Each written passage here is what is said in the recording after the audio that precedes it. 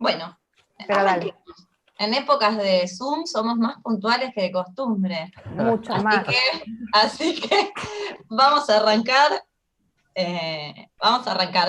con esta transmisión. Entonces, bueno, bienvenidos a todos, a todas, a todos, a los panelistas, al público que se va sumando poco a poco por YouTube. ¿Se escucha bien? Sí, ¿no? Espero que sí. Gracias. Perfecto. Bueno, vamos a dar comienzo a este panel donde presentaremos el libro de Adelaida Colangelo, La crianza en disputa, acá lo tengo.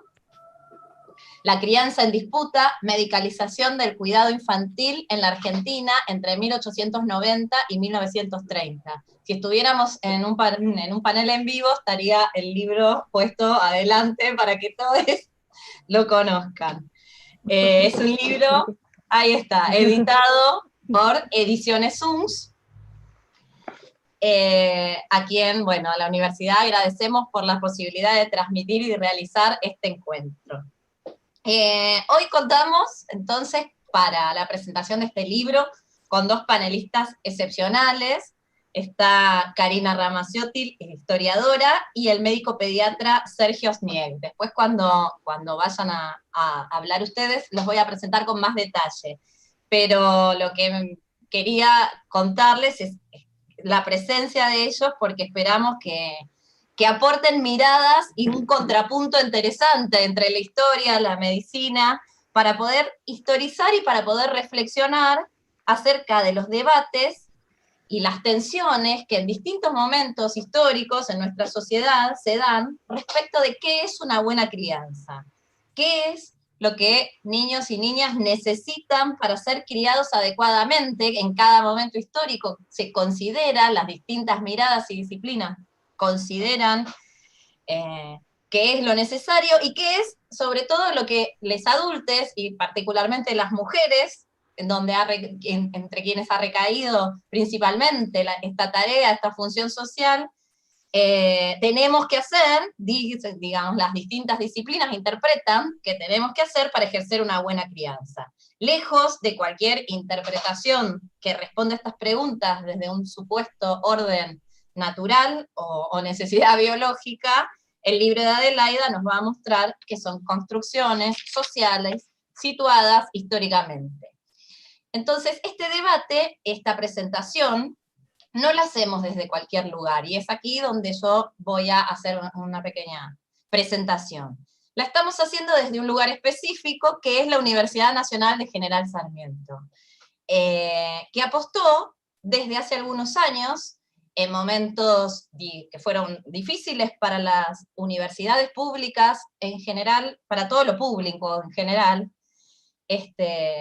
apostó a financiar y a hacer posible una colección de infancias y juventudes que actualmente cuenta entonces con dos libros. El primero es el que vamos a presentar hoy, de Adelaida, y tenemos uno previo, que es Excluidos de la Niñez, Menores, Tutela Estatal e Instituciones de Reforma en Buenos Aires, 1890-1930, de la autora Carolina Sapiola, que está aquí en la mesa, con quien justamente tenemos el orgullo y la responsabilidad de dirigir esta colección. Yo también me presento, soy Florencia Gentile, soy socióloga, ambas con Carolina Sapiola somos investigadoras docentes del Instituto de Ciencias de la Universidad Nacional de General Sarmiento.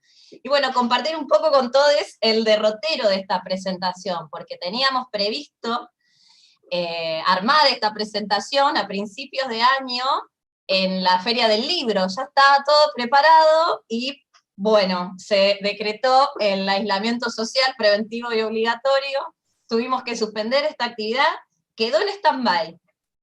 Pero luego fueron pasando los meses, y en este contexto tan particular de pandemia, volvió a instalarse en el centro de las preocupaciones públicas las preguntas que son las que aborda el libro, ¿no? Entonces, nuevamente las tensiones, las miradas, los mandatos respecto de qué es lo que necesitan los niños en este contexto particular, qué tenemos que hacer los adultos, qué tenemos que hacer las mujeres, las voces de los médicos, de los psicólogos, de educadores, de funcionarios, familias, pro cuarentena, anti cuarentena. Entonces pensamos entre todos, con Carolina y también con las panelistas y con la autora, que se hacía más que nunca pertinente la realización de la presentación de este libro, y la puesta otra vez en análisis de las preguntas que aborda. Pero esto, que parece una casualidad, ¿no? De repente el contexto revitalizó las preguntas, no es una casualidad, sino justamente un objetivo de nuestra colección, de esta colección, porque al realizarse desde una universidad pública, esta colección se propone publicar trabajos, publicar libros, que al mismo tiempo, digamos, con un doble objetivo, que al mismo tiempo nutran y complejicen nuestro conocimiento sobre la conformación de las infancias y juventudes, conformación social e histórica en nuestro país y en América Latina, pero también que constituyan las publicaciones que realizamos una voz que participe y que interrogue en los debates públicos, que permita historizar y problematizar las políticas públicas que les están destinadas a los niños y jóvenes en la actualidad, como un modo también de comprometerse con la búsqueda del mejoramiento de las condiciones de vida y de existencia de estos niños y jóvenes, y con el cumplimiento de sus derechos humanos. Entonces, con este doble objetivo, con esta doble intención académica y también política que tenemos desde esta colección, yo doy apertura, digamos, a los comentarios y las lecturas que nuestros panelistas nos brinden sobre el libro que presentamos hoy. Así que empezamos por Karina. Karina Ramacciotti es doctora en Ciencias Sociales de la Universidad de Buenos Aires, es investigadora independiente del CONICET en la Universidad Nacional de Quilmes, donde también es profesora titular de Historia Social. En la actualidad es directora de proyectos de investigación en las Universidades Nacionales de Quilmes y de José C. Paz. Es autora de la política sanitaria del peronismo, y junto con Carolina Biernat, de Crecer y Multiplicarse, la política sanitaria materno-infantil argentina, y también ha compilado numerosas obras. Entre las más recientes están Derroteros del Cuidado, de Ediciones de la Universidad de Quilmes, y Mujeres, Saberes y Profesiones, un recorrido desde las ciencias sociales, de Biblos, y Los accidentes de trabajo en perspectiva histórica, también de Ediciones UNS. Entonces, bienvenida, Karina, y te escuchamos. Bueno, muchísimas gracias por la invitación. Bueno, así como comentaba Florencia, esta presentación tuvo diferentes etapas, pero bueno, agradezco haberme incluido en esta presentación virtual y poder haber accedido a la lectura de este libro, que también fue muy llamativo porque, dado la cuarentena, hacía mucho tiempo que no tenía un libro entre mis manos, ¿no? Claro. Uno se había acostumbrado a leer en PDF, en digital, y cuando llegó dije, ¡epa, qué bueno! Así que bueno, también eso quería destacar. Yo hice algunas anotaciones como para no extenderme mucho y ir a los puntos que quería compartir con ustedes. Bueno, en primer lugar, felicitaciones por la colección y por Adelaida por haber concretado este proceso de escritura al público más amplio de este libro, que es producto claramente de un proceso de investigación extenso y muy profuso. Y bueno, yo quería comentar algunas cuestiones que, bueno, voy a leer para hacerlo más, para ir al grano, ¿no? y decir lo que quería comentarles y compartir con ustedes. Bueno, Adelaida nos invita a recorrer el proceso de construcción de los saberes vinculados a la crianza en el espacio rioplatense entre 1890 y 1930. En varios momentos de su libro nos interpela con la reflexión de las largas continuidades existentes en este discurso medicalizador, vinculado a los cuidados y a las recomendaciones que las madres debían seguir en pos de cumplir con su deber ciudadano. Y acá quiero destacar cómo se va enhebrando en diferentes partes de su libro, con una prosa muy llevadera y muy bien escrita, esta cuestión del presente y el pasado y cómo nos trae en el relato nuestras propias maternidades. Yo iba leyendo el libro y me iban trayendo recuerdos de mi propia maternidad, ¿no? De cuestiones que viví, que sentí, tanto de los conocimientos legos como aquellos que no son tantos. Entonces así ella nos va invitando a recorrer cómo en este periodo histórico temas como el de amamantamiento, alimentación, vestimenta, juegos, son aspectos que se tematizan y se politizan constantemente en torno a la crianza, ¿no? Y esto lo quiero destacar, porque como así decía Florencia, también cuando lo leía, no solamente me traía mi recuerdo de mi propia maternidad, sino también el presente, ¿no? La cantidad de discursos que han surgido vinculado a poner el foco en la infancia y los efectos que supuestamente traería la infancia, la cuarentena, y desde allí las responsabilidades respecto a esa infancia, tanto de las políticas tomadas como de las familias, como de las escuelas, y ahí va la parte más politizada de la construcción de la infancia y esos saberes, porque muchas de estas ideas y dichos y discursos se fueron diciendo, repito, con una intención política, sin poco análisis científico, ¿sí? Sin poca demostración de cómo a la infancia le afectó la psiquis en la cuarentena. Eran más, y lo vemos constantemente, ¿no? En notas periodísticas, cómo se va anudando y poniendo en el eje a la infancia y politizando ese discurso. Bueno, Adelaida recorre con mucha rigurosidad un conjunto de fuentes primarias que para quien venimos de la historia celebramos, porque no son nada fáciles de analizar. Ella trae tesis, revistas científicas, actas de congreso, folletos, manuales de divulgación. Destaco esto, ella nos los cuenta con una manera muy, muy ágil, que uno puede y rápidamente invita a la lectura. Pero este análisis crítico que ella hace no es fácil, porque estos textos muchas veces caen en una reiteración que para quien los lee nos quema la cabeza. Quienes estuvimos cerca de alguno de esos manuales, muchas veces dijimos, ¿qué puedo decir yo con esto? ¿No? ¿Qué puedo construir yo con esto que es una cosa tan prescriptiva, tan normativa, tan del deber ser?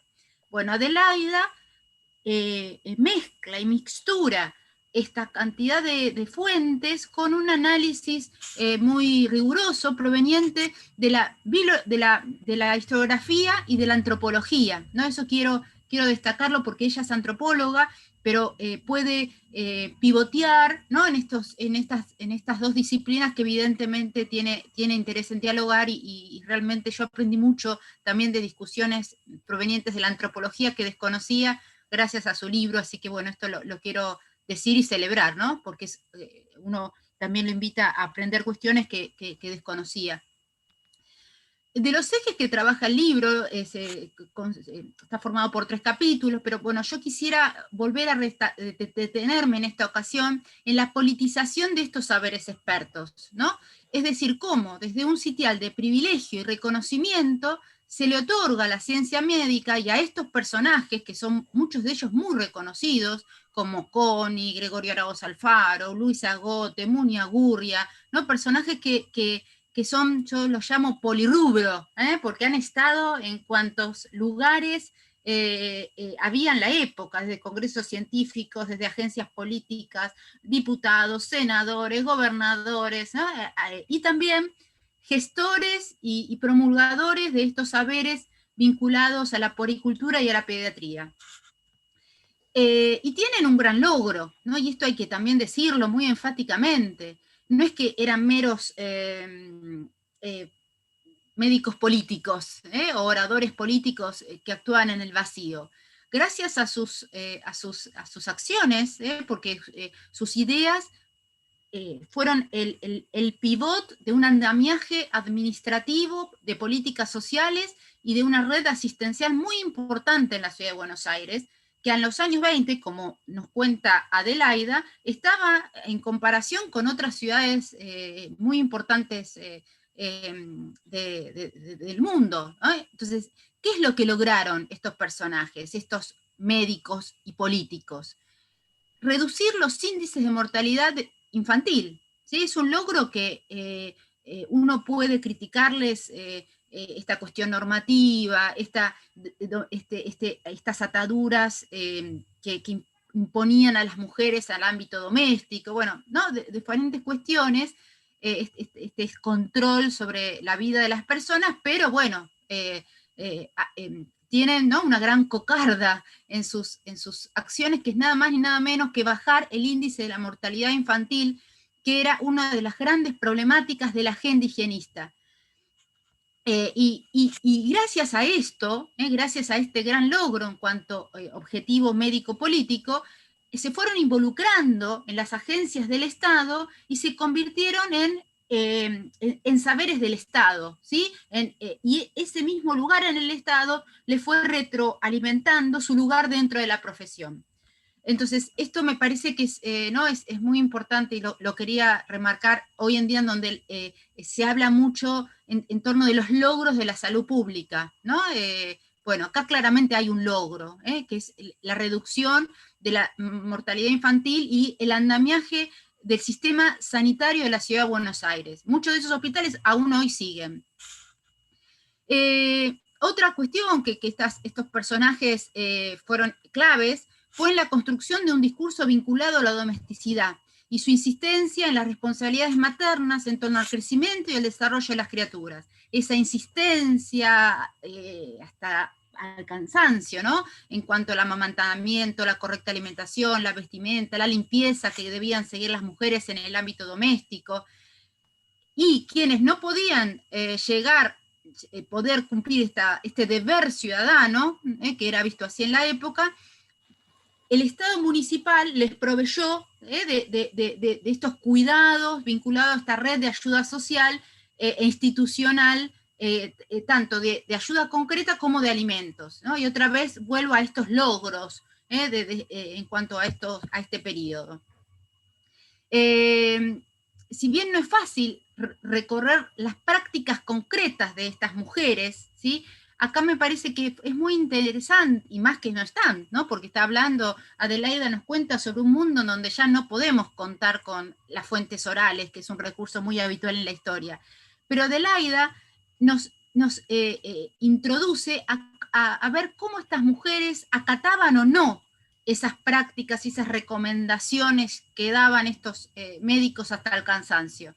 Y la forma que Adelaida brinda para poder encontrar esas resistencias es en la insistencia cuasi obsesiva que están presentes en los manuales de recomendaciones, ¿sí?, de lo que supuestamente era incorrecto, ¿no?, entre comillas. Entonces, eran muy insistentes en no envolver con fajas a los bebés, en no darles otros alimentos, en no usar chupetes, en criticar a la consulta de los curanderos. Esta obsesión y recurrente a estas cuestiones nos da indicios, y esto lo dice Adelaida, no lo estoy diciendo yo, de qué es lo que hacían las mujeres, ¿no? Cómo hay otros saberes de amigas, de vecinas, de curanderas, que van armando el andamiaje del cuidado de la crianza, ¿no?, de la infancia, de lo que se llama la primera infancia.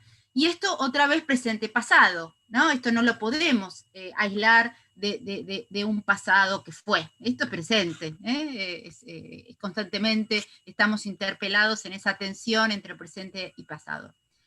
Y después, bueno, una observación, y yo no sé, ya estoy como en el tiempo, me dicen, por favor, para no excederme, si lo tienen controlado, una observación... no hay problema, no. Estamos bien. No, sí, te dijimos más, hicimos un estimativo, pero manéjense con tranquilidad. Sí, no quiero abusar, porque los tiempos virtuales son diferentes los tiempos presenciales. No, pero está perfecto, no te censures, está muy bien. Bueno.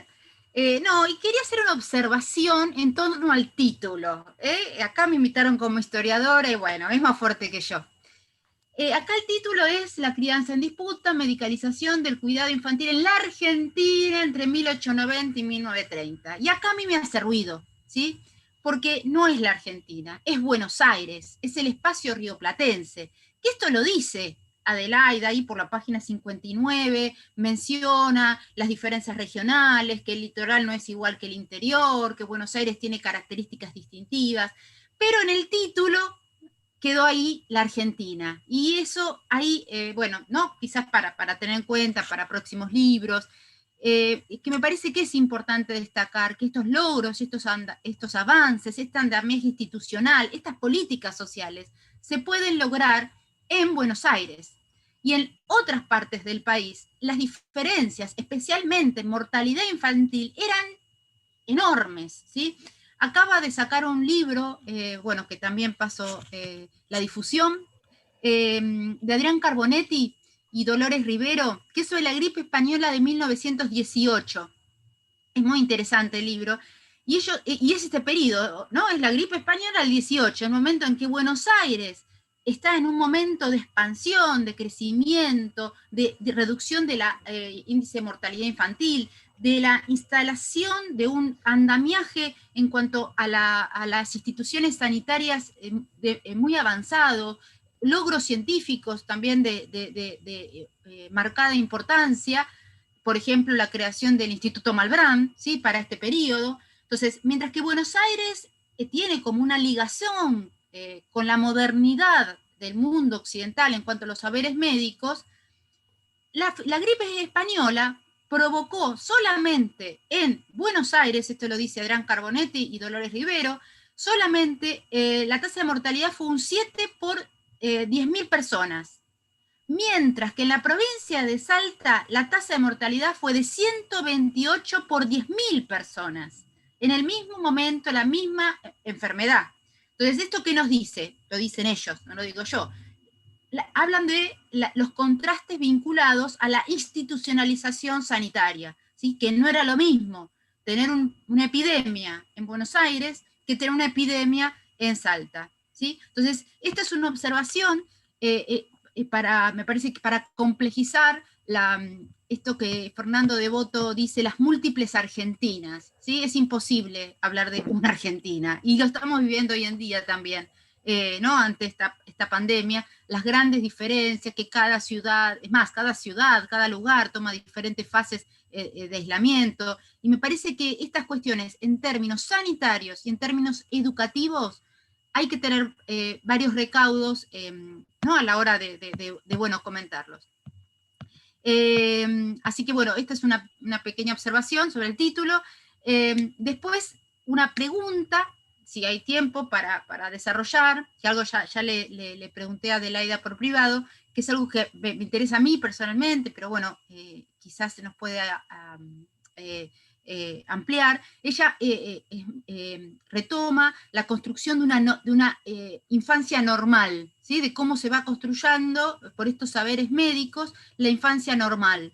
Y esboza en algunas partes de su libro cómo se ve a la, entre comillas, anormalidad o debilidad de la infancia. Entonces me gustaría si puede desarrollar aún un poco más estas ideas y cómo es visto en la época, si es una culpabilización a esas madres que educan mal a sus criaturas, o hasta dónde es una cuestión de las naturalezas salvajes de esas criaturas que no se pueden domesticar, ¿no? Que no se pueden educar. Y otra última pregunta, y ya dejo la palabra a mi compañero, es las razones de la elección de la foto del libro, ¿sí? Porque si bien la foto es muy interesante, bueno, por lo que estuve mirando no es de Buenos Aires, ¿no? Es de un repositorio norteamericano. Y bueno, quería saber si hubo alguna razón por la elección de esta tapa, y nada más. Y bueno, nuevamente felicito a la colección, felicito a Adelaida y muchísimas gracias por este espacio dentro del marco institucional de Sarmiento, una institución que yo aprecio muchísimo, y bueno, reitero mi compromiso con la universidad pública y con la Universidad de Sarmiento en particular. Muchas gracias. Muchas gracias, Karina. Si en tu recorrido queda claro tu compromiso con la universidad pública, tu participación desde distintos espacios, te agradecemos mucho la lectura. Y ahora es el turno de Sergio. Sergio Esnieg es médico, es pediatra, miembro del Comité Nacional de Pediatría Ambulatoria de la Sociedad Argentina de Pediatría, autor de los libros Soy papá y ahora, y del libro ¿Qué nos cuenta el pediatra? Relatos sin receta. Fue también coconductor del programa Red de Salud por la televisión pública hasta el año 2015 y columnista de temas de salud del noticiero de la misma emisora, y actualmente participa del programa de Canal 9 Vivo para Vos, donde aborda temas de salud y contesta preguntas que hacen los niños en relación a su salud y la pandemia. Bueno, muchísimas gracias, Florencia. Antes que nada quería, agradecerte a vos, a Carolina Zapiola, por la invitación, agradecer a Adelaida que haya aceptado que yo hable en la presentación de su libro cuando apenas ni nos conocemos, nos cruzamos en un congreso de pediatría en Salta, en el cual Adelaida había sido invitada, y justamente vino a hablar sobre crianza. Y bueno, cuando me ofreció a mí Florencia poder estar en la presentación del libro, lo primero que pensé es, bueno, ¿cómo hago yo? Cuando me llega el libro, ¿cómo hago yo para leer este libro? Que tiene tantos datos.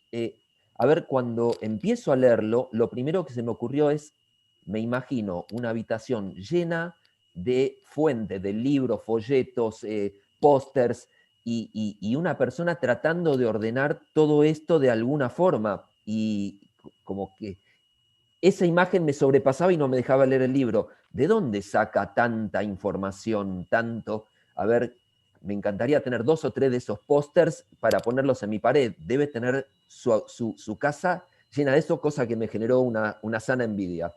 Bueno, si bien el libro se enfoca entre 1890 y 1930, a mí me genera una actualidad importante, porque siempre es un territorio de disputa hasta hoy, como dice Adelaida, un proceso complejo, tenso e inacabado. De hecho, hace 2 o 3 semanas llegó al Congreso la presentación de la reglamentación de las puericultoras y puericultores como agentes de salud y que puedan homologar sus títulos, y hay desde la Sociedad Argentina de Pediatría un cierto rechazo también a que eso pueda ser así, que tendría que ser una carrera universitaria, y hoy estamos justamente disputándonos la posibilidad de a ver quién es que puede hablar de crianza y tiene la última palabra. A nosotros los médicos nos dicen que somos una profesión hegemónica. Quiero traer algunas cosas que yo fui anotando del libro de Adelaida y algunos comentarios míos. La medicalización de la crianza no consistiría solo en pautar prácticas de cuidado infantil, sino también en instalar cierta idea de niñez que hace de la crianza un proceso necesario y trascendente en términos individuales y sociales. La pediatría va estableciendo límites específicos entre el cuidador especializado y constituye su legalidad a partir de distinguirse como un saber experto autorizado por su carácter científico. Y me quedo con esto de carácter científico, ¿no? Y cuánto hay de verdad científica cuando hablamos de crianza. Una verdad científica es algo que se puede reproducir en muchos lados y que va a tener el mismo resultado. Y eso no ocurre con muchas cuestiones que tienen que ver con crianza. Porque cuando a los pediatras nos preguntan cuestiones de crianza, nuestra contestación, más allá de lo que pudimos haber estudiado, que es realmente muy poco acerca de crianza, contestamos en base a cómo fuimos criados nosotros, cómo nosotros cuidamos a nuestros hijos y cómo nosotros sugerimos cuidar a algunas familias y el resultado que da. Entonces, lejos de hacerlo desde algo científico, vamos hablando desde algo empírico. No podemos pensar la crianza escindiéndola de la historia y la memoria del adulto. Eso es una tarea imposible, ya que es la interacción lo que nos va a constituir como sujetos. Y en cuanto al respaldo científico, que recién hablaba Karina, las prácticas de crianza basadas en la oralidad consuetudinaria corren en desventaja a la hora de compararlas con las prácticas de crianzas llamadas convencionales, que están escritas en grandes manuales, pero que parten desde un pensamiento puramente eurocéntrico. Luego de este eurocéntrico, un pensamiento más de América del Norte, con enseñanzas de grandes pediatras que tallaron cuestiones que tienen que ver con crianza en una piedra muy dura, que se probó que no era así científicamente. Sin embargo, esas cuestiones las venimos repitiendo y repitiendo inacabadamente y sin saber muy bien cuál es el motivo científico por el que lo repetimos. Adelaida dice: el recurso al médico pediatra como la única voz realmente autorizada para opinar sobre la crianza de los niños puede considerarse resultado de procesos históricos relativamente recientes, procesos que no han concluido ni se han dado de la misma manera en todos los grupos sociales. Y sí, es verdad, los métodos de crianza que perduran a lo largo del tiempo en una tribu o en una sociedad son los que mejor preparan a sus niños para el desarrollo de un comportamiento emotivo acorde a su cultura. Entonces una cultura, una sociedad colectivista va a preparar a sus niños mirando hacia lo colectivo, y una sociedad individualista mirando hacia lo individualista. Y esto de relativo a la cultura, porque la crianza no podemos extrapolarla de un lugar a otro, siempre es contextual. Responde a condiciones políticas, históricas y sociales, a la historia de los cuidadores, a la historia de la comunidad, y en esto podemos ver en lo que no está escrito todo lo que tiene que ver con mitos, leyendas y canciones que le cantamos a nuestros hijos, los padres, las madres, y que tienen que ver con cuestiones de crianza, y hasta hoy seguimos cantando, por ejemplo, la farolera tropezó y en la calle se cayó, y todo lo que sigue, que si nos ponemos a pensar, decimos, es lo más machirulo del mundo, sin embargo lo seguimos cantando. Responde también al ambiente físico geográfico, entonces no se pueden extrapolar prácticas de crianza que puede hacer una mamá wichi con una familia que vive en dos ambientes en Caballito, y al revés. Porque simplemente no resultarían, no tendrían ninguna razón de ser. Y no es que una está bien y la otra está mal, una se adapta al ambiente geográfico y cultural de los wichis, y la otra se adapta al ambiente geográfico y no sé si cultural del que vive en Caballito, porque también esto tiene que ver con las grandes migraciones de principios del siglo anterior, pero con las nuevas migraciones más hormiguita que se están dando ahora, donde nos podemos encontrar con que en una familia un niño duerme con los padres hasta la adolescencia como los chinos, es llevado en la guagüita como los collas, es recontra sobreprotegido como los judíos, es recontra embuchado de comida como los italianos, y es todo dentro de la misma cultura. Entonces, no puedo yo decirle, y como médico, con una verdad absoluta, porque no la tengo. Sí me puedo encontrar, como en otra cosa que leí de Adelaida, que salió en los últimos archivos argentinos de pediatría, que habla sobre el consultorio como un encuentro para repensar y contribuir con distintos saberes. No es que yo le enseño cómo criar a una familia, sino que la familia también me enseña a mí cómo esta familia puede criar a sus hijos. Entonces, cada sujeto encarna la historia de su comunidad para hacerla parte de sí misma, Y recién nombré cultura, ¿no? Pero cultura tiene también un doble sentido en esto, porque hasta dónde se puede permitir algunas pautas culturales, cuando en algunas culturas el maltrato, el abuso y la explotación infantil son moneda de todos los días, y me parece que el límite tiene que ser justamente el interés superior del niño en eso. Hasta ahí es donde se puede pasar. Empecé a releer, cuando releía el libro de Adelaida, en realidad la primera lo leí entero y la segunda fui salteando algunas partes que me resultaban, resultaban muy interesantes. Me empecé a preguntar cuándo se empezó a problematizar en realidad el tema de la crianza, porque en algún momento, cuando era una misma tribu o una misma comunidad, no debía ser un problema, porque todos debían criar de la misma forma, porque se criaba en tribu, porque los saberes se iban transmitiendo de generación en generación, donde no había una cultura sobre otra que nos explicaba cómo hacer las cosas de la forma mejor y correcta, ¿no? Se iba transmitiendo como el cultivo, como la caza, la orfebrería, pero bueno, con las migraciones, el colonialismo, entre otras cosas, se empezaron a dar algunas situaciones. Y quiero traer un ejemplo de esto que no es de Argentina ni del Río de la Plata, como decía recién Karina, sino que es del Congo. Y en esto lo quiero traer porque me habla sobre el poder que puede llegar a generar la forma de criar a los chicos.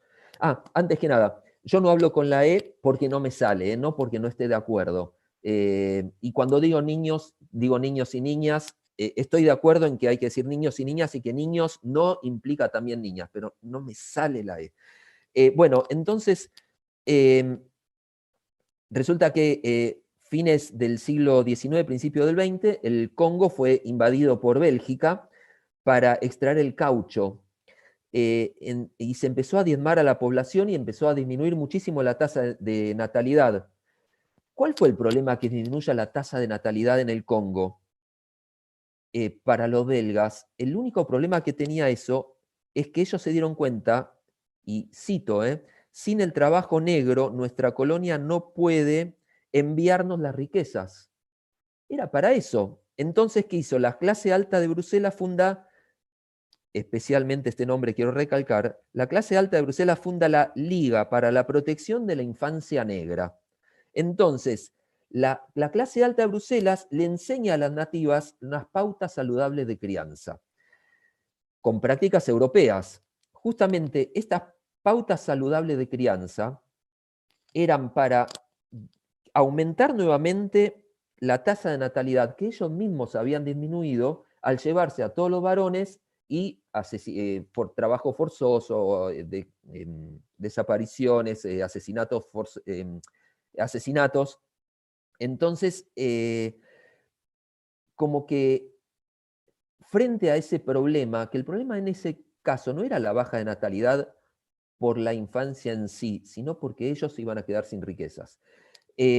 Entonces, ahí el poder que tiene también la forma en que nosotros decimos que tienen que ser criados los niños y niñas, ¿para qué? ¿Para quién? ¿Para proteger a quién? Está claro que aumentar la tasa de natalidad y que los niños y niñas sean más sanos y felices es un norte totalmente válido si es que es puramente para eso. Entonces empecé a pensar de qué forma tácita o implícita los colonizadores de turno fueron barriendo con prácticas ancestrales nuestras, de acá. Y hablo nuestras, aunque yo soy descendiente de polacos, pero bueno, es mi territorio y es nuestra, ¿no? ¿Quién de acá no es descendiente de otro país en segunda o en tercera generación? Y de esa forma se fueron amalgamando distintas culturas para que florezcan otras. Y estas nuevas formas de florecimiento de culturas dio lugar a nuevas formas de crianza y de pautas de crianza, modos de crianza, y hoy nos resultan extrañas algunas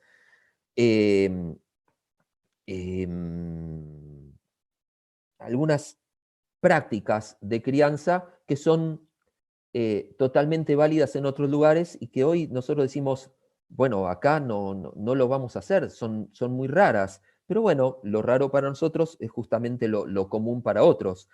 Entonces adoptamos costumbres también que son importadas y que nada tienen que ver con nosotros y que van borrando algunas tradiciones. Entonces, con su sutileza hegemónica a través del tiempo se ejerce un poder similar, menos violento que las damas de beneficencia del Congo, pero que también están borrando algunas prácticas de crianza. Entonces, creo que voy terminando, que ya había dicho todo en forma desordenada, pero dije todo lo que quería decir. Me encontré con un libro que nos interpela a los pediatras en varios trayectos. Me incomodó, Adelaida, porque vos le estás hablando a los pediatras, me estás hablando a mí, y me está diciendo, mirá lo que están haciendo, ¿eh? Y no, pero yo no lo hice. No, pero estamos hablando de los pediatras. Uno quiere salir a defender algunas cosas por solidaridad con su gremio, algunas cosas son realmente indefendibles. Pero bueno, es una cuestión de, bueno, bienvenida, yo tomo como bienvenida esa incomodidad y esa interpelación. Todo lo que digamos hoy de crianza, probablemente cuando Adelaida escriba este mismo libro dentro de 150 años, nos vamos a reír de las cosas que estamos haciendo hoy y vamos a decir, mirá lo que hacías, qué barbaridad.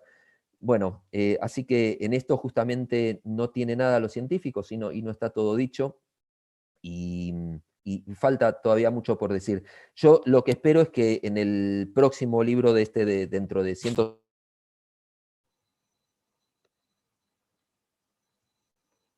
Sergio, se te apagó el micrófono. Ahí está. Por favor, estamos todas Ahí está. expectantes de tus palabras. Ahí está. Bueno, lo que espero es que en el próximo libro de dentro de 150 años de Adelaida, es un deseo personal, se hable mucho más también de qué hacemos los padres en la crianza, no tanto las madres, porque espero que en ese momento los padres ya nos hagamos carne de todo esto, mucho más de lo que se hicieron carne nuestros antecesores hace 100 años.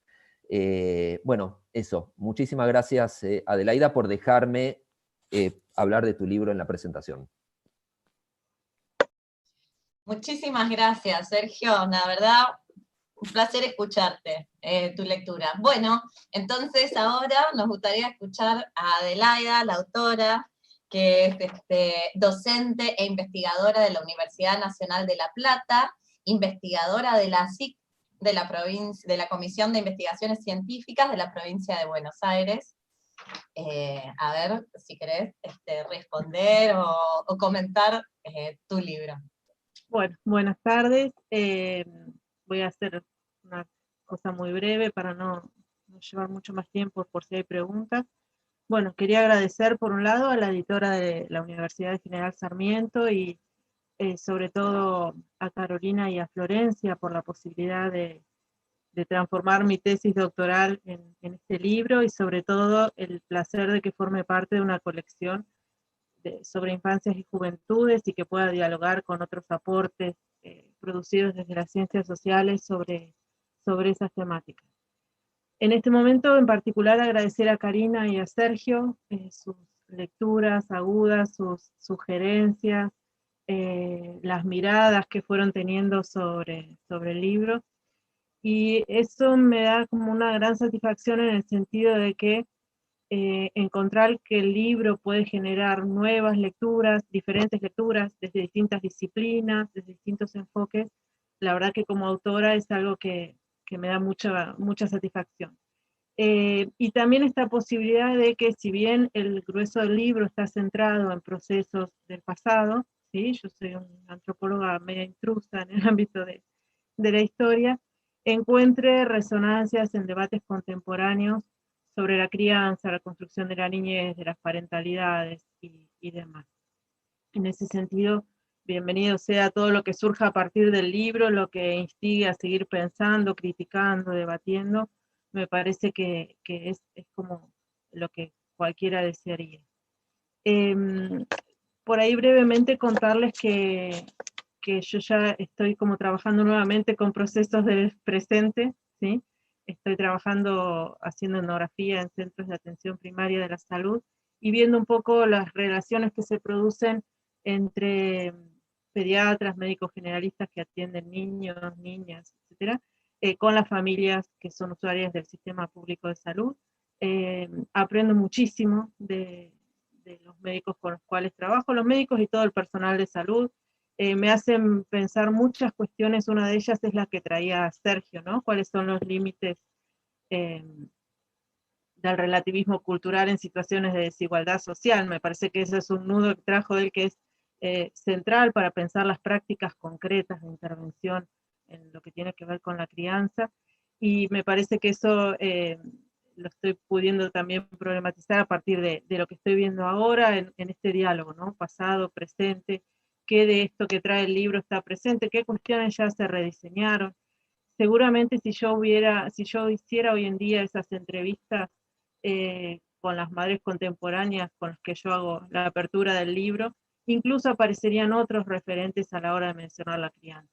Aparecerían otras líneas de la pediatría, aparecerían incluso todas estas propuestas de la nueva crianza, crianza con apego, las rondas de madres, digamos, había una multiplicidad de referencias ahí que tal vez no estaban en los 90, en la época en que yo empecé a hacer esta investigación.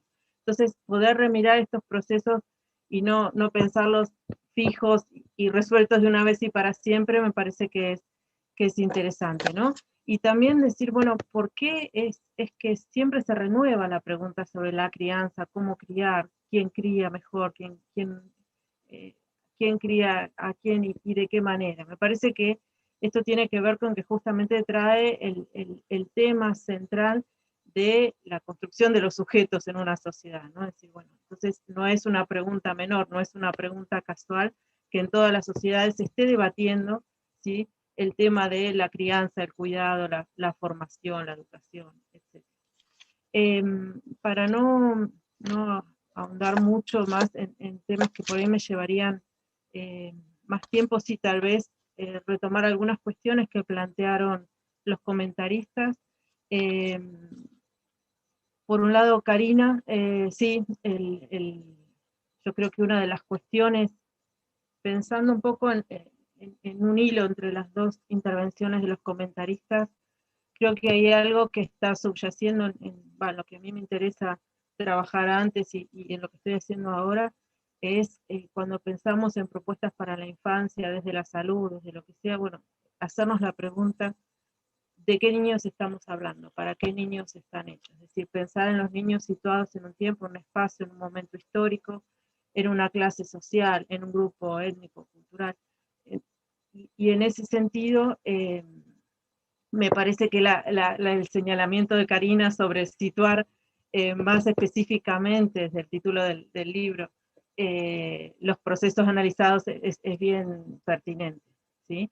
Yo en un momento pensé en abarcar más espacios de lo que era en ese momento Argentina, pero bueno, básicamente lo que encontraba tenía que ver con producciones en la ciudad de Buenos Aires, a lo sumo algo de Santa Fe, Rosario, La Plata, pero es cierto que gran parte del resto de la Argentina, incluso en los años 30, 40, empiezan a aparecer reflexiones sobre los médicos, incluso viendo si las diferencias de estatura, de crecimiento, de desarrollo que encontraban en el interior tenían que ver con déficits alimentarios o con particularidades raciales, entre comillas, genéticos, etc. ¿no? Entonces ahí empieza a aparecer, incluso dentro del mismo campo de la pediatría, esta pregunta por los diferentes niños que iban encontrando en los distintos espacios.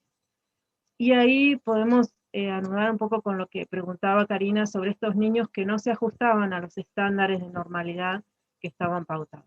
Que en realidad, creo que gran parte de los niños no se ajustaban exactamente. En realidad se empezó a trabajar como con promedios y estableciendo estándares más o menos flexibles, porque si no la población que entraba era muy poca, pero sí había niños que claramente uno podría señalar desde lo que eran esas miradas como los niños otros, los niños que claramente no entraban en estas estandarizaciones que tenían que ver con los niños, por ejemplo, portadores de algún tipo de discapacidad en la época mental, física, etc. Los niños que no tenían un crecimiento y desarrollo que, aunque se estiraran los estándares, no entraban en eso, los niños débiles, los niños frágiles. Empieza a aparecer toda una caracterización de estos niños otros, ¿sí? Estos niños no normales, y también empiezan a aparecer dispositivos desde lo educativo para esos chicos. Las escuelas especiales empiezan a desdoblarse de las escuelas normales, de las escuelas para chicos supuestamente normales, ¿sí? Chicos que antes no eran escolarizados porque rápidamente no podían sostener su escolaridad, empiezan a armarse propuestas, incluso después se van desdoblando en propuestas para distintos tipos de discapacidad, etc. Pero había toda una serie de discusiones en la época. Yo la verdad que no me centré en ese tema, pero bueno, es por contraste lo que me aparece a partir de lo que yo fui estudiando, toda una discusión sobre los efectos, es decir, más bien las causas que generaban estos efectos en los niños, ¿no? La discusión sobre la raza, lo genético, lo que arrastra la raza y lo que hay que mejorar, digamos, o lo que tiene que ver con lo ambiental, y ahí hay toda una corriente de médicos socialistas, anarquistas y demás que están señalando, por ejemplo, lo que genera el tipo de trabajo, la malnutrición, etcétera, de las madres en los hijos que pueden tener, digamos, y ahí hay toda una propuesta incluso de médicos militantes y de médicas, muy incipiente, digamos, de legislaciones de protección de la obrera que es madre, las licencias por maternidad, las posibilidades de alimentar y demás. Entonces está ese debate constantemente. Hasta ahí es donde yo pude estar mirando, digamos, qué pasa con esos chicos que no encajan en estos estándares. Y después, bueno, la cuestión de la foto. La cuestión de la foto tuvo que ver más con el proceso editorial. Tenía que ver ciertos requisitos como los derechos de la foto, etc. Me propusieron 2 o 3. A mí me gustó esta más allá de que es de otro contexto, porque justamente, por un lado, no plantea a los niños solos, como si traían otras fotos, ¿no? Digamos, los niños siempre están en algún tipo de relación social, son sujetos sociales y como tales están formando parte de las relaciones sociales. Por otro lado, me traía como me resultaba instigante para pensar en esta cuestión de las clases sociales, quiénes son las que cuidan por delegación, qué mujeres cuidan cuando las mujeres madres no pueden cuidar o no quieren cuidar. Digamos, me parece que la foto hacía pensar, imaginar historias y demás que tenían que ver con esta relación y con pensar de qué niños se trata y de qué cuidadoras y cuidadores se trata, ¿no? Creo que eso es más o menos lo que yo podría comentar. Me gustaría, sí, por ahí dejar espacio por si hay alguna pregunta, y bueno, nuevamente agradecer las lecturas cuidadosas, los comentarios, y también la posibilidad de este encuentro que, aunque no es presencial como nos hubiera gustado, bueno, por lo menos nos sirve para intercambiar, para conversar. Gracias. Bueno, gracias Adelaida, gracias a todos. Buenas tardes a todos y todas. En primer lugar, digamos, lo que yo voy a hacer es hacer un pequeño cierre y un pase para si hay preguntas y comentarios del público que vamos a empezar a leer. Agradecer, digo, en primer lugar a la Universidad de General Sarmiento, como ya planteó Flor, que desde, digamos, en distintos contextos nos ha apoyado para llevar adelante esta colección de Infancias y Juventudes, y a todo el personal de Ediciones UNCS, ¿no? Veamos que de distintos espacios y saberes nos permite avanzar con estas publicaciones. Agradecer, por supuesto, a Karina y a Sergio, ¿no? Karina es una referente, digamos, de las más importantes de historia de la salud en Argentina, y Sergio, un pediatra así bastante multifacético, que aparte tiene una mirada antropológica, como hemos podido ver recién, así que realmente resultó muy, muy interesante tu intervención. Y al público, que con la saturación de Zooms y de actividades y cosas, me vieron en algún momento desviar la mirada, y es porque estoy con otra gente que está en el YouTube viendo un poco las intervenciones y las preguntas, hay bastante gente, y que se toma el tiempo como para seguir pensando y reflexionando. Y Adelaida, que confió en Ediciones Zooms también para editar su obra. Simplemente quisiera decir algunas cosas muy breves. Es un libro, este libro de Adelaida, un libro muy bello, pero además muy esperado. Creo que es uno de los libros que son como el fruto de esa primera generación de estudios sobre infancia, de historia de la infancia, que abrieron el campo en Argentina. Efectivamente tiene el atractivo del maridaje entre la antropología y la historia, ¿no? Yo siempre, como historiadora, yo creo que todo el tiempo aprendo mucho de los antropólogos, ¿no? Y que me fascina lo que hacen.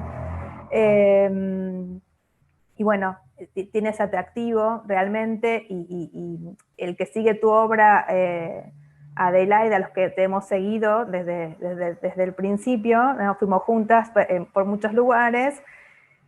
Esto que vos haces como antropóloga, ¿no? Todo el tiempo de cruzar la diversidad cultural con la desigualdad social como un eje que no podemos perder de vista, me parece que es realmente lo que es tan sugerente siempre en tus trabajos.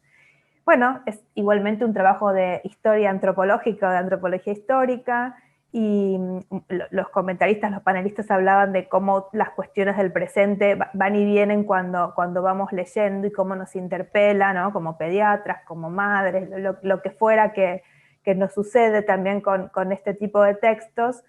Y bueno, la historia, digamos, lo interesante siempre no es pensar que no es que nos enseña cosas, ni que nos va a permitir no repetir todos esos discursos así como medio ingenuos, sino que nos ayuda a pensar, ¿no? Pensar problemas del presente con un montón de elementos del pasado que varían, se reactualizan, ¿no? Se reformulan. De hecho, por ejemplo, Adelaida plantea una batalla, por llamarla de algún modo, que es entre madres y pediatras, ¿no? Entre mujeres y varones pediatras a fines del siglo XIX y principios del XX. Hoy están los papás un poco ya, ¿no? Mucho más metidos hablaríamos de madres y padres, aunque bueno, la distribución de las cargas de crianza y de género, como planteó Sergio, todavía son muy desiguales, como demuestran los estudios en general, ¿no? Y bueno, también las batallas que plantea Adelaida en ese cambio de siglo, en el anterior cambio del siglo, no en el nuestro, eran entre, ¿no? Los saberes expertos y mujeres de los sectores populares, ¿no? Hoy muchas de las discusiones que se dan entre la pediatría, la medicina y los saberes expertos son quizás con sectores medios, acomodados, que se sienten con otras atribuciones como para discutir el conocimiento científico. Entonces, digamos, hay como muchas variaciones, digo, por eso digo, tu trabajo pone en perspectiva un montón de discusiones que parece que siempre son de ahora, pero que bueno, se van reformulando a través del tiempo. Y como también planteaba Karina cuando decía, bueno, también estos médicos tuvieron muchos logros, ¿no? Me parece que tu libro es muy interesante para todos los que les interesa pensar el Estado, las políticas públicas, los saberes expertos, de un modo sutil y sofisticado, ¿no? En el sentido de que vos hablás de una construcción de ciertas disciplinas científicas y un control social, pero de una manera realmente matizada, ¿no? No desde una ingenuidad o un radicalismo de rechazo. No estamos contra el avance de las instituciones, ni de los saberes expertos, ni del Estado, sino pensando de qué manera, ¿no? Qué tipo de instituciones construir, qué tipos de saberes, ¿no? También construir y relacionar con otros saberes, ¿no? E incluso a veces uno podría decir hace falta más Estado y no menos en ciertos aspectos, son otras discusiones en los que no nos vamos a meter. Pero bueno, realmente digo, es una obra muy sugerente que nos permite pensar un montón de cuestiones que nos atraviesa. Nuestra intención ahora sería, yo vi que algunos lo fueron haciendo, en el chat de YouTube el público puede ir planteando preguntas, comentarios e intervenciones a los cuales Viviana y Agustina van a dar lectura. Yo lo que diría es que, no sé cuántas tenemos más o menos, si quieren leer un par, o un par de, si las quieren más leer juntas para que Adelaida o Karina o Sergio, ¿no? El público también puede dirigirse a los panelistas para consultarles sobre su propia producción, sus propias perspectivas, lo que tengan ganas. No sé, si quieren, Viviana y Agustina pueden tomar la palabra y contarnos qué tienen para leer. Buenas tardes a todos.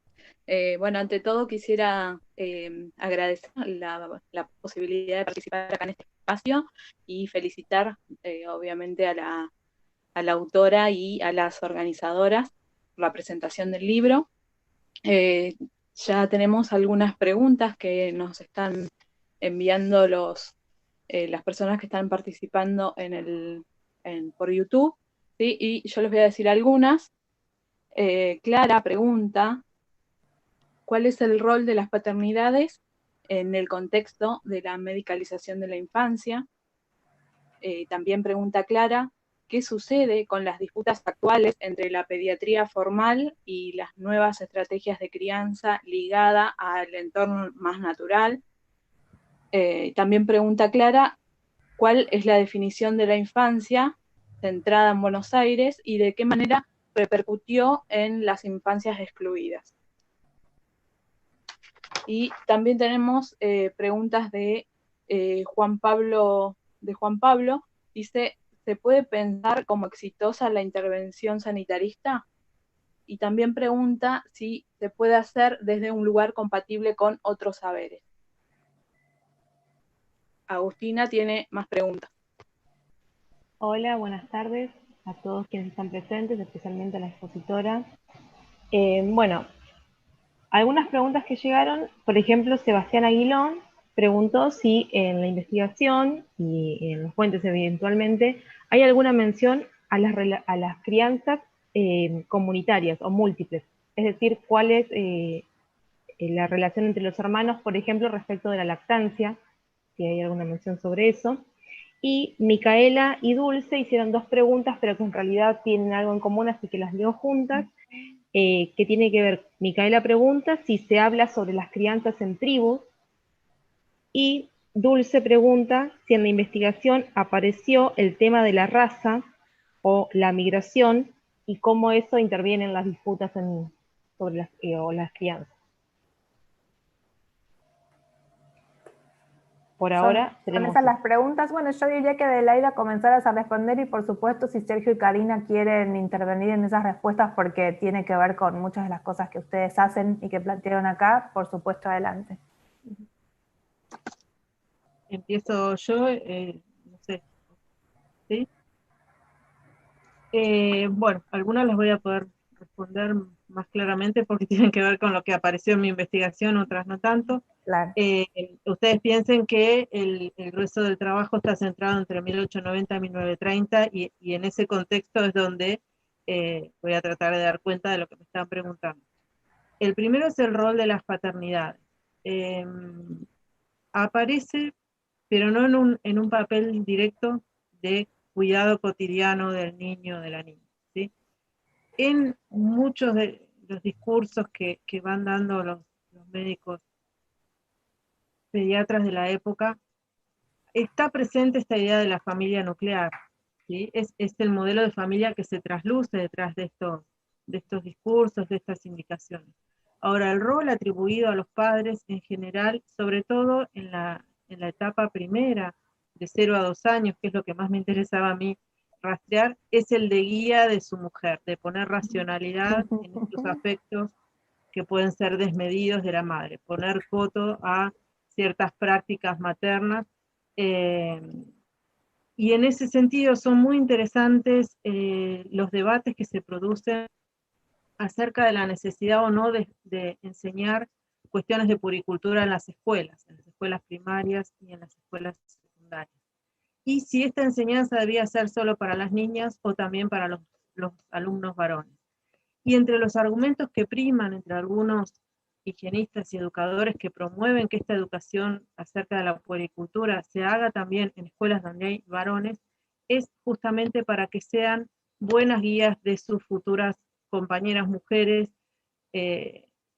cuando tengan sus propios niños. No para que sepan cambiar los pañales, digamos, bañar a un niño, pero que sean guías de sus mujeres en el futuro, o que ayuden a guiar, digamos, a sus madres en el proceso de crianza, que es esta idea de la educación como multiplicadora de ciertas pautas. Ese es el rol de las paternidades. Sí aparecen, los manuales en general terminan su secuencia con los niños en edad escolar, y ahí aparece de nuevo la figura del padre en este rol más tradicional de garantizar el cumplimiento de ciertas pautas, el orden en la familia, etc. Es la manera en que suelen aparecer los padres en los discursos acerca de la crianza. Sobre las disputas actuales entre la pediatría y otras formas de pensar la crianza, más ligadas a lo natural, a la crianza con apego y demás, yo la verdad que no he hecho investigación sobre eso, no he estudiado específicamente eso.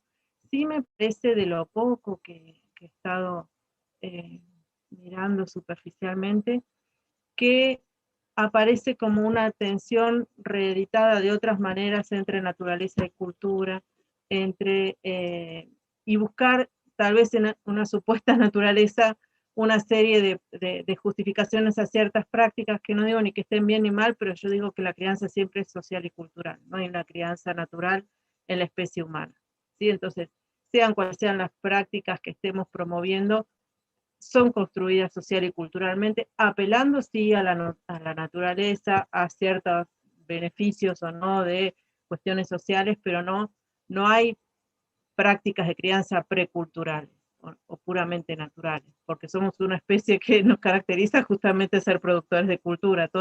No nos podemos sacar la cultura para encontrar lo natural, es imposible, ya la tenemos, desde la simbolización, el lenguaje y demás, ya estamos culturalizando cualquier tipo de práctica de crianza, cargándola de sentidos y demás. Eso por un lado. Y otra cuestión que sí me parece, de lo poco que he estudiado, insisto, no es mi tema de investigación, es que de alguna u otra manera, dando toda una vuelta, se reedita una distinción entre saberes legos y expertos. Se vuelve a buscar en otros expertos, esta vez no necesariamente del lado de la medicina, aunque hay algunos pediatras que sí participan en estos otros modos de pensar la crianza, pero siempre se termina cayendo en que hay alguien que tiene que dar las pautas sobre cómo criar bien, aunque ahora ya no es desde el lado de la medicina más positivista o más hegemónica, sino tal vez desde otras prácticas, ¿no? Parece que no se logra salir de eso, ¿no? Buscar un referente que me enseñe a criar de una u otra manera. Esta distinción entre saberes legos y expertos, que no quiere decir necesariamente académicos o científicos, se reedita de otras maneras en algunas de estas propuestas. Eso por una parte. Otra cuestión es si se puede pensar como exitosa la intervención sanitarista en la época en que yo estudio. Un poco algo señaló Karina. Yo creo que en cuanto a esta reducción de los índices de mortalidad infantil, fue una política exitosa.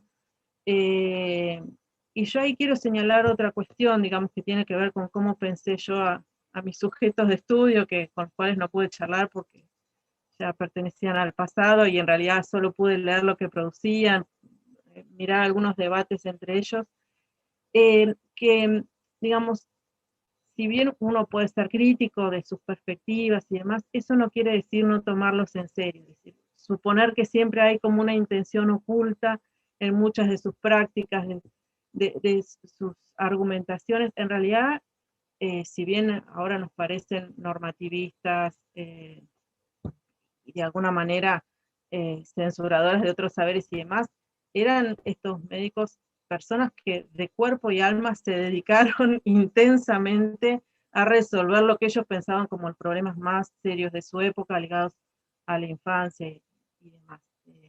En ese sentido, no quiere decir que uno no pueda ser crítico, pero no atribuirles alguna segunda intención oculta o alguna cuestión medio maquiavélica, no. Ellos era lo que creían, y insisto, fueron algunos de una dedicación total a esto que entendían como una causa central para la conformación del país que se estaba armando en ese momento.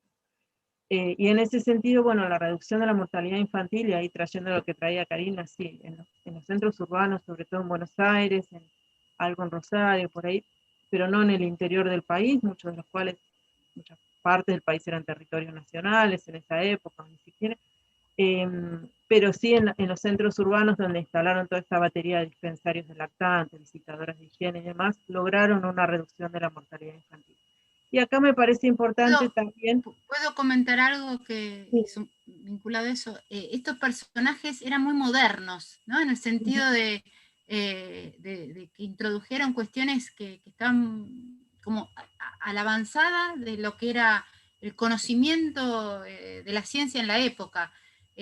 Hay ejemplos realmente que son muy llamativos, ¿no? El de Posadas y la introducción de el primer cámara de cine para filmar sus operaciones, fines del siglo XIX, ¿no? O Malbrán, por ejemplo, ¿no? Y la instalación del Instituto Malbrán, hoy en día sigue siendo clave en la erradicación de las enfermedades endémicas. Entonces, más allá de esta cuestión que se dijo, ¿no? Y lo quiero destacar, de control social, de modelación de las conductas, eran personajes que, bueno, como decía también Adelaida, eran dedicados a la gestión profesional y a la gestión pública y a la gestión política de su tiempo, cuestión que se fue desvaneciendo con el tiempo. El profesional médico abocado a la constitución de políticas sanitarias, bueno, ahora está nuevamente apareciendo en el COVID-19, pero no, fueron como perdiendo, fue el canto del cisne en términos del médico en cuanto gestor de lo político y público, ¿no? Y acá en estos años se los ve como muy activo en ese sentido, y yo creo que es, bueno, quienes nos dedicamos a eso lo celebramos, porque nos da mucho material de lectura y de análisis social. Sí, sobre todo una cuestión que vale destacar es que muchos de ellos tuvieron como grandes disputas con la iglesia, en la forma incluso de organizar los hospitales, la asistencia y demás, que también favorecieron esta reducción de la mortalidad, no solamente infantil, sino materna, etc. Y es interesante, no vamos a abundar en eso, pero había un espectro variopinto en cuanto a opciones político-ideológicas que confluían en algunas de estas acciones, desde algunos más ligados al socialismo, al anarquismo, a otros más liberales, digamos, en su perspectiva teórica y política, pero hubo una confluencia en algunos de sus accionares que produjeron estos efectos, ¿no?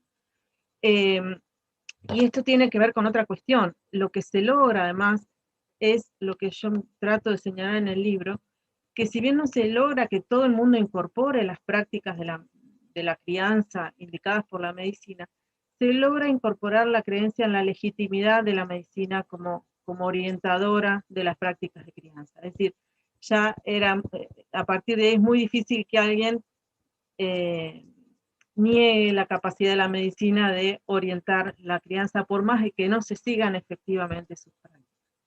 Y en ese sentido, un poco algo que traía Sergio hoy, que decía, bueno, nosotros nos ponen en el lugar de los médicos hegemónicos y demás, también traer esto, no hay hegemonía si no hay una construcción de un consenso que implica no solamente a los que están en esta posición de establecer los criterios, pautas y demás, sino de otro lado que acepta y promueve también desde otro lado, ¿no? La eficacia de la biomedicina es uno de los factores a los que se recurre muchas veces, y que sostiene esta hegemonía médica de alguna manera que a veces no desearíamos.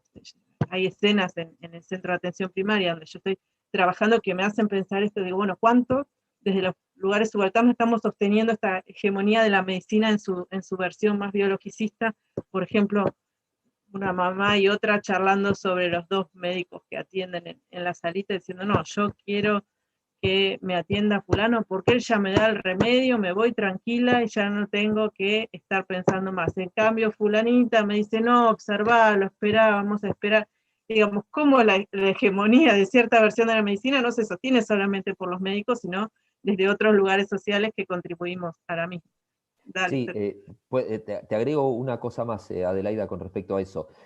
Frecuentemente los médicos, cuando vienen a la consulta y nos dicen, no, fuimos a la guardia y el doctor de guardia o la doctora de guardia me retaron porque yo le di la mamadera o le di la teta cada tantas horas y me retaron, dice. Y no solo digo, a ver, pero ¿cómo te retaron? Nadie te puede retar. No, pero me dijo y, o sea, lo sienten realmente como un reto, pero aparte permiten que otro, que la reten. No es que dijo, no es que le paró el carro al médico diciéndole, a esto voy con lo de la construcción de la hegemonía, ¿no? Para, ¿cómo me vas a decir así? ¿Cómo me vas a retar? ¿Cómo me vas a...? No, me retó y hasta tenía razón, ¿eh? Te pueden decir. Es una construcción, sí, estoy de acuerdo, claro. Sí, sumado a que, digamos, nuestras sociedades más, sobre todo las sociedades urbanas, sectores medios altos, donde la construcción individualista, por más que no estemos de acuerdo, es muy fuerte, donde se cría mucha soledad, muchas veces es la pareja parental o solamente la madre o el padre criando un niño. Cualquier cosa que pase con ese niño, sobre todo si es la madre, hay una responsabilidad implícita de que algo falló en ese cuidado materno. Entonces, aun cuando el médico no lo rete, la sensación de culpabilización hacia la mala madre, por más que podamos criticarla y demás, está omnipresente en nuestra sociedad en múltiples expresiones, ¿no? En relación con eso, que era una de las cosas que yo me quedaba pensando en función de todas las diversidades que estamos acá restituyendo, decir, bueno, los distintos modelos de crianza, las desigualdades sociales.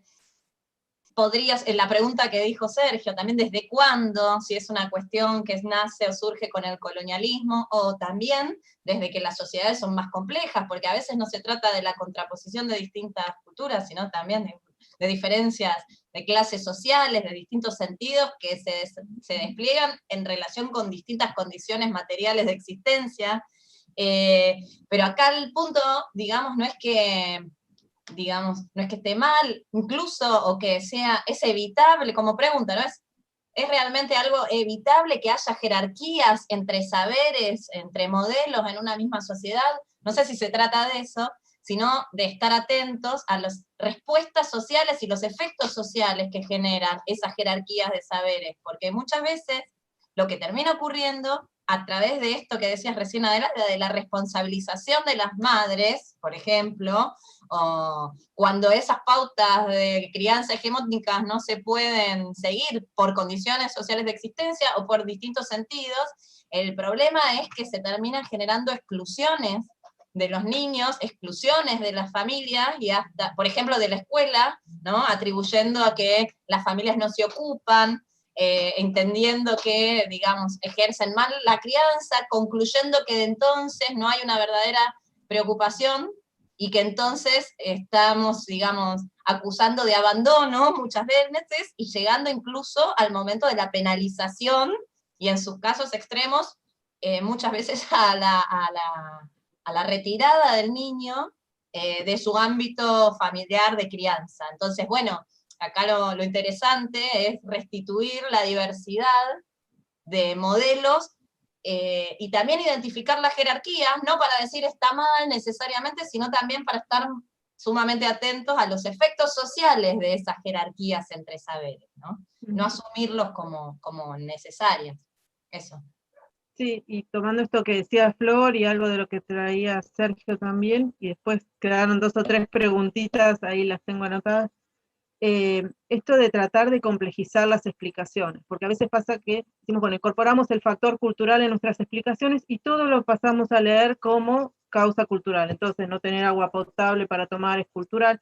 Digamos, me parece riesgosísimo folclorizar la pobreza, digamos, me parece que en cada explicación hay que tratar de reponer qué cuestiones tienen que ver con particularidades culturales, cuáles otras con imposibilidad de acceso a bienes y servicios básicos para criar adecuadamente un niño, y en ese caso tendremos que ver ya no si es la madre buena o mala, sino qué quién está faltando desde las esferas de organización estatal o las que fueran para garantizar esos derechos y hacerlos posibles. Digo porque si no, leemos como que es todo producto de la pobreza o es todo producto de la cultura, y ahí creo que hay unos límites muy riesgosos, sobre todo cuando estamos pensando en qué hacer en esas situaciones, ¿no? En una profesión como la pediatría, que no solamente debate, piensa, discute, sino también tiene que intervenir y es convocada para intervenir y para dar algún tipo de respuesta en determinadas situaciones. Entonces, me parece que cuanto más factores socioculturales podamos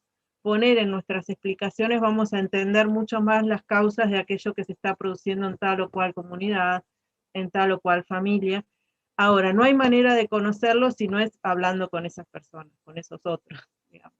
No lo puedo conocer yo de mí. Y ahí está un poco lo que me parece interesante recuperar como posibilidad de diálogos entre saberes, es decir, en la medida en que yo convoco al otro para decirme algo sobre cómo vive, qué le pasa, cómo cría, cómo piensa a los niños, la posibilidad de tomarlo en serio. Digamos.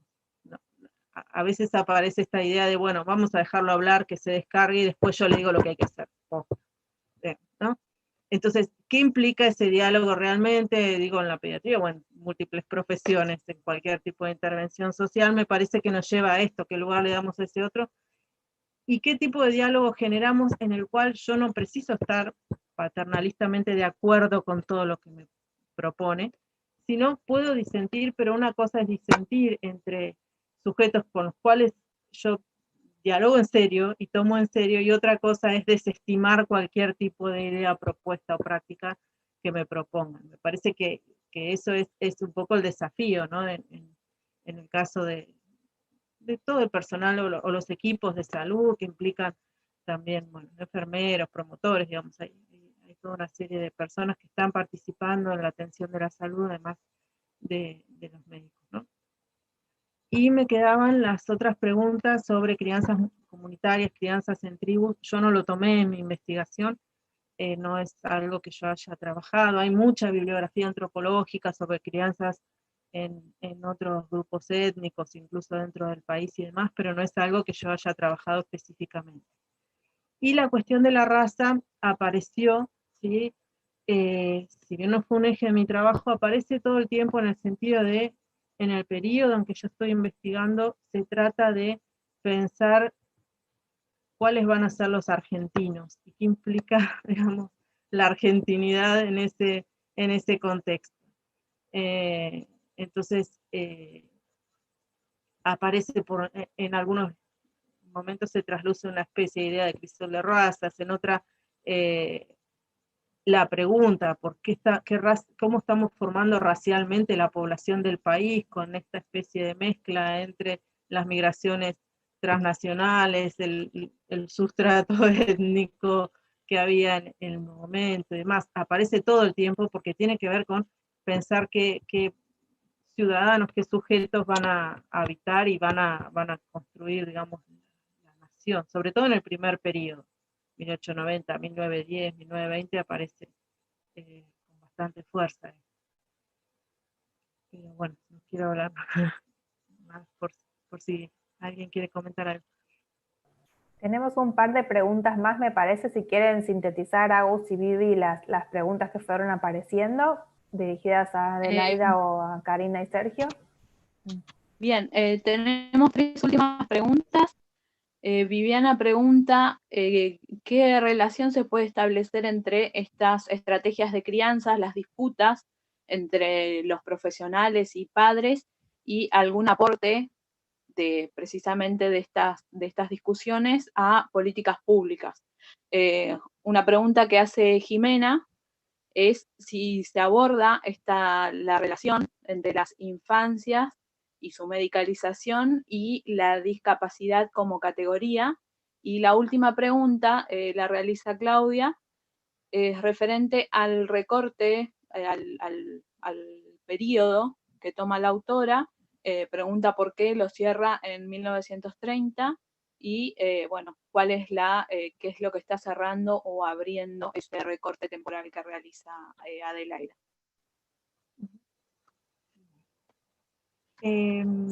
Bueno, la primera pregunta tenía que ver con un poco la relación entre las disputas que yo trato de recuperar en el libro y las políticas públicas. La formulación de políticas públicas están imbuidas en esas disputas, ¿sí? Estos médicos con los cuales yo trabajo a través de sus testimonios, en los documentos y demás, están pensando en promover ciertas prácticas de crianza como parte de las políticas públicas que tienen que ver con formar niños sanos, ciudadanos y demás. Son integrantes plenos de las políticas públicas de salud. Un poco como traía Karina, y que tiene que ver con cómo eran pensadas las ciertas profesiones en la época también, ¿no? La mayoría de estos médicos también tenían algún desempeño público, ya fuera como políticos, como inspectores de fábricas, como promotores de ciertas o cuales leyes con respecto a la crianza, como directores de los dispensarios de lactantes o partícipes en los hospitales públicos. Entonces eran figuras públicas, muchos de ellos también, y estas disputas con otros saberes en pro, digamos, de promover una lactancia que consideraban necesaria para una población saludable, era inherente a las políticas públicas, ¿sí? Formaba parte de estas propuestas que se plasmaban en políticas públicas.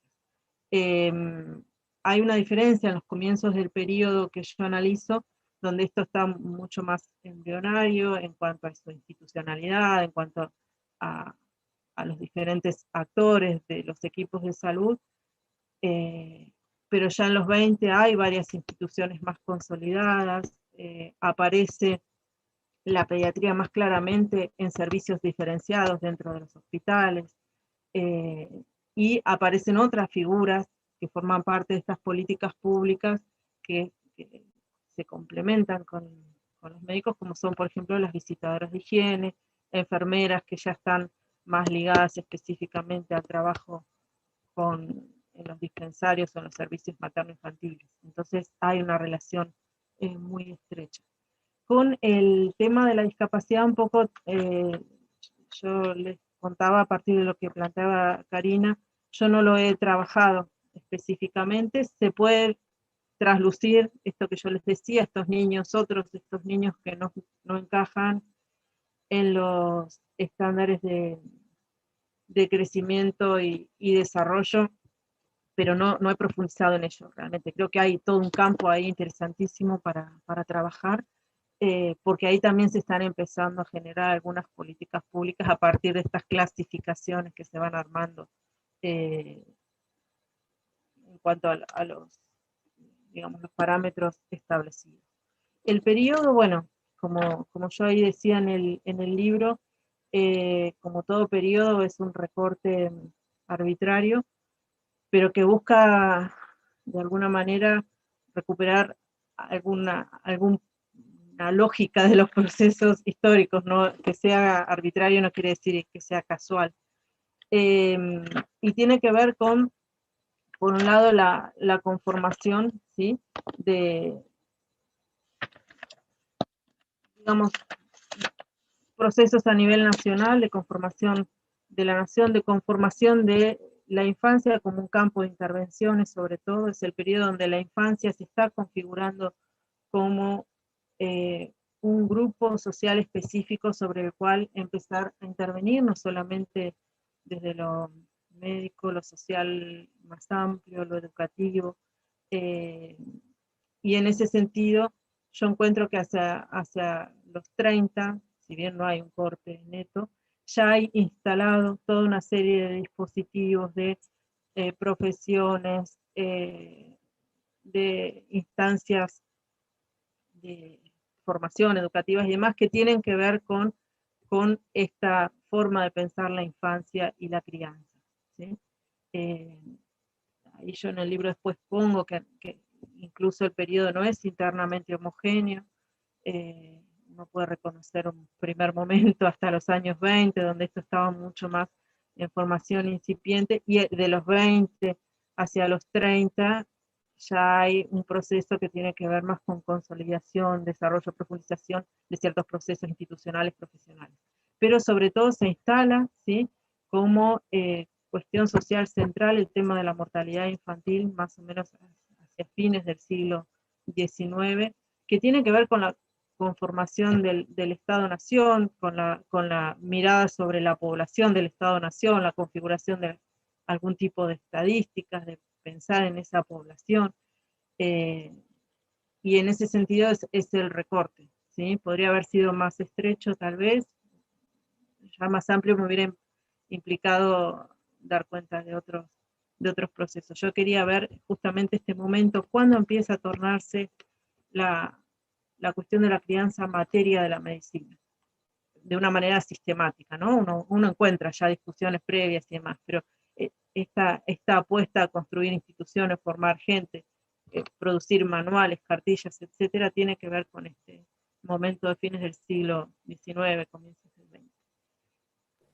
Y agrego una cosa muy pequeña a lo que decía Adelaida sobre la cronología o la periodización, ¿no? En esto, vos estás marcando cómo se va definiendo una infancia, que también el periodo que vos elegiste se define en términos legales. Un poco podríamos decir que vos abrís y cerrás, ¿no?, con la sanción de la Ley de Educación Común, en el medio tenemos la Ley de Protección del Trabajo de Mujeres y Niños, hacia fines de casi en el 20, la Ley de Patronato Estatal de Menores, o sea que hay ahí como también una sincronía que tiene que ver con todo un aparataje legal que estos profesionales y estos gobernantes se dan para poder propiciar ciertas clases de intervenciones sobre infancias y familias, ¿no? Tenemos alguna pregunta más, me parece, si quieren, para no dejar a nadie afuera. Tenemos la última pregunta y ya estaríamos cerrando, pero está muy buena la pregunta. Bueno, la digo. Gabriela pregunta si los medios ponían en cuestión las palabras de los médicos sanitaristas, como sucede, por ejemplo, en la actualidad. Bueno, ahí habría que ver, sí, está muy buena la pregunta. ¿Y qué medios, no? Digamos, qué medios y cuáles eran las estrategias de difusión de esas pautas de crianza deseadas? Ustedes piensen que en la época en que yo comienzo a mirar estos procesos, por un lado, gran parte de las mujeres madres eran analfabetas, no tenían acceso a la lectura. Por otro lado, la inmigración de ultramar hacía que en muchas familias se hablaran otras lenguas y que solamente muchas veces era el hombre que por cuestiones laborales aprendía algunas cuestiones de castellano y demás. Entonces, tenemos que pensar en los medios de la época de manera diferente. La radio empieza a instalarse más hacia los 30, los periódicos no eran leídos por todos, y esta fue una gran preocupación de los médicos, cómo hacer llegar a la población destinataria estas pautas deseadas para la crianza de los chicos. Y ahí hay una lectura social que se hace desde los médicos de la época, un poco qué tipo de materiales de divulgación para qué sector de la población se van a producir. Por un lado, yo me encontré rastreando las fuentes con manuales en formato libro, que eran unos señores libros, tapa dura, una edición cuidadosa, sólida y demás, y muy largos. Estaban destinados evidentemente a personas que sabían leer, disponían de tiempo para leer, podían comprarlos, además, tenían el dinero como para comprar esos libracos que posiblemente uno piensa que después se pasaban, ¿no? Entre mujeres de la familia, se prestaban. Entonces, para algunos sectores sociales se editaban estos manuales, los primeros eran traducciones de autores franceses, entonces algunas indicaciones eran como medias raras porque tenían que ver incluso con el contexto de París de fines del siglo XIX, pero para las mujeres de los sectores más pobres a las cuales se pretendía llegar, se empezó a implementar otro tipo de estrategias. Algunos tenían que ver con materiales escritos más sencillos, tipo folletos, cartillas, para hacer llegar a las asociaciones obreras, clubes de barrio y demás. Pero así todo esto implicaba la posibilidad de saber leer. Entonces, muchas otras estrategias tuvieron que ver con los consejos verbales, charlas en clubes, en sociedades obreras, en sociedades o en asociaciones de nacionalidades, de españoles, de anarquistas, de socialistas. Mucho tuvo que ver con este consejo, o con pedirles a las mujeres. Hay unas cartillas muy interesantes que son unas conferencias dadas en una parroquia de San Cristóbal, que la cartilla está transcrita textualmente, es el texto de una conferencia, y dice: ustedes que saben leer y que pueden entender, transfórmense en pregoneras de estas orientaciones hacia las mujeres de su barrio, de su familia. Se apelaba a esta transmisión oral de otra manera. Hacia los 20 empiezan a aparecer algunas revistas que eran consumidas por los sectores más altos, son muy interesantes, Madre y Niño, por ejemplo, es una de ellas, que incluso a mí me permitieron ver como los múltiples espacios de ejercicio profesional de los médicos, porque muchos eran autores de artículos en la revista, uno los encuentra en los servicios de pediatría hospitalizados de los hospitales, y a la vez aparece en la revista la propaganda del consultorio tal, en la calle tal o cual. Entonces, a lo que voy es que las estrategias de divulgación en los medios de la época eran diversificadas según los sectores sociales. Y no podemos pensarla desde la lógica de los medios masivos de comunicación de hoy en día, ¿sí? Era una población con otras características, las formas de transmisión eran otras, había mucha distinción entre quién sabía leer y quién no, ya les digo, al comienzo el porcentaje de analfabetismo femenino era altísimo, entonces no se podía pensar ni siquiera en ediciones del diario, ¿sí? Entonces, lo interesante es cómo se fueron estableciendo distintos canales de divulgación de estas prácticas deseadas orientadas a mujeres, madres de distintos sectores sociales.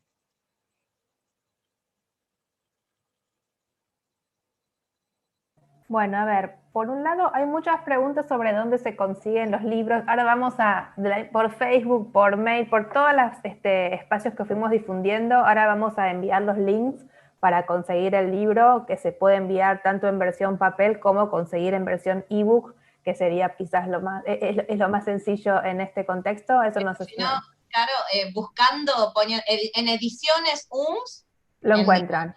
Poniendo en las redes ediciones UMS se puede conseguir el libro. Sí, ahora eso es lo evidente, tal cual tenés razón, y además vamos a mandar el resto de los contactos. No sé si Karina o Sergio quieren agregar algún comentario, observación a lo que planteaba Adelaida antes de cerrar. La pregunta de los medios. Que bueno, te toca personalmente. No. Claro, no. Es que, como pediatra mediático. Claro, no, es que por suerte no había medios, sino yo me imagino grandes manifestaciones en contra de la disminución del índice de mortalidad infantil y todas esas cosas. Así que hubiese sido peligroso. Bueno, si les parece, entonces vamos cerrando. Una vez más agradecerles por supuesto, a Adelaida, Karina, Sergio, a Agustina y Viviana, y a parte del equipo de investigación también del Instituto de Ciencias que hace Infancias, que nos está asistiendo desde YouTube, a lo que es Ediciones Zooms, por supuesto, y a todo el público que bueno, hemos tenido un acompañamiento bastante extenso, parece ser. Muchas gracias a todos, y bueno, ahora justamente la idea era darlo a conocer, tentarlos un poco, y ahora leer el libro, ¿no? Ese sería lo que continúa en el plan. Muchas gracias. Muchas gracias. Muchas gracias. Nos vemos. Gracias. Suerte con el libro. Claro que sí, mucha suerte. No, éxitos, no suerte, éxitos. Tal cual. Bueno, gracias. Gracias a ustedes. Gracias, Karina. Gracias, Sergio. Gracias, chicas. Gracias, por favor, a Adelaida. ustedes. La próxima hacemos presencial. El año que viene con la vacuna en la mano. Dale. Bueno, gracias, Daniel, que estaba también ahí de anfitrión. Chao, hasta luego. Chao, hasta luego. Nos vemos. Poniendo salir, vamos saliendo de la reunión. Chau, Ahí chau. va. Chao.